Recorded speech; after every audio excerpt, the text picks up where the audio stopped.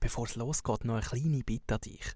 Mit dieser Folge von heute sind wir bereits schon wieder in der Halbzeit vom Audio-Adventskalender. Weil du jetzt vermutlich schon ein paar Folgen gelost hast, nimmt es uns unglaublich Wunder, wenn du die Folgen hörst, wo du die Folgen hörst, was dir besonders gut gefällt, was dir weniger gut gefällt. Lass uns einfach gerne wissen, weil Feedback ist unglaublich wichtig. Das weisst du genauso gut wie wir. Und in diesen Analyse-Tools sieht man halt einfach nur, wie viele Leute die Folgen hören, wie lange sie hören, aber was sie dabei fühlen, wissen wir überhaupt nicht.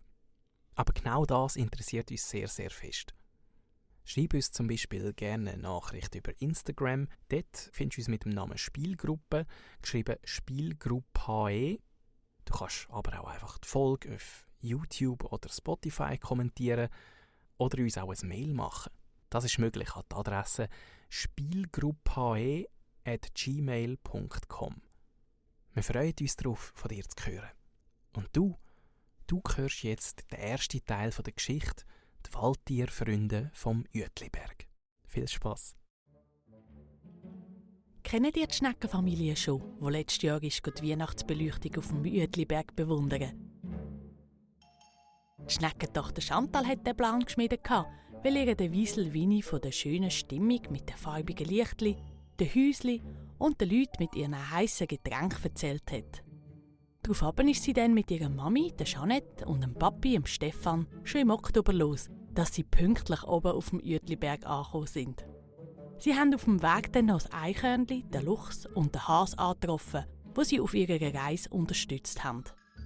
Gerade der Has war dann für sie eine besonders grosse Hilfe, weil er sie dann für die letzte Etappe noch auf dem Rücken transportiert hat.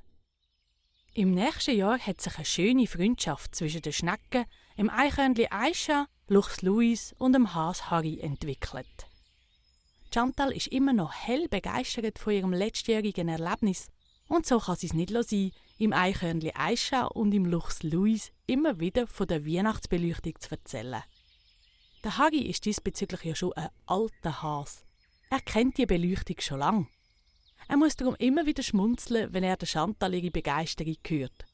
Gerade jetzt ist es wieder soweit und Chantal kommt nicht aus dem Schwärmen raus.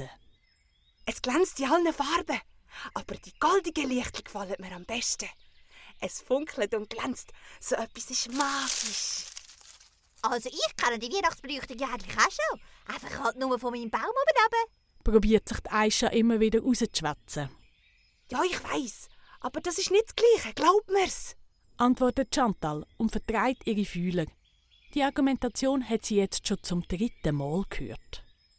Du musst es auch schmecken. Der Geruch nach Feuer, Würst und Süßigkeiten. Und hören tust Glockenspiel und auch mal ein Weihnachtskonzert. Ja, das habe ich schon vielmal gehört, sagt der Luchs Louis. Meine guten Ohren lassen mich da nie im Stich. Darum muss ich auch nicht extra rauf schauen. Ich weiss, wie das tönt. Chantal macht ein trauriges Gesicht. Der Luchs Louis zu überzeugen, ist ja noch schwieriger als Eichhörnli Aisha. Da hoppelt ihr der Has Harry zur Hilfe. Ach, Herrje, es langt mit diesen Ausreden. Macht doch der Chantal die Freude und kommt mit. Ich fände es auch toll, euch die Atmosphäre zu zeigen. Und immerhin sind wir ja schnell oben und wir nicht so im Oktober los, so wie das die Schneckenfamilie letztes Jahr gemacht hat. Chantal fährt wieder an strahlen. Sehr gut. Wir sind 2 gegen 2. Und ich weiss, wer den Stichentscheid trifft, ob wir gehen oder nicht. Meine Wiese, allzeit bereit. Tönt aus dem Gebüsch. Aber natürlich gehen wir alle zusammen die Weihnachtsbeleuchtung anschauen. Ich habe problemlos einen Flick voraus und euch den Weg durch die Schüssel und die vielen Leute mit den heißen Getränken baden. Doch gar nicht schief gehen. Und so kommt es, dass das Eichhörnli Aisha und der Luchs Louis in Unterzahl sind und darum einwilligen. Gerade im Luchs ist es zwar ein sehr mulmig. Er ist kein Fan von Menschen und hat Angst, entdeckt zu werden.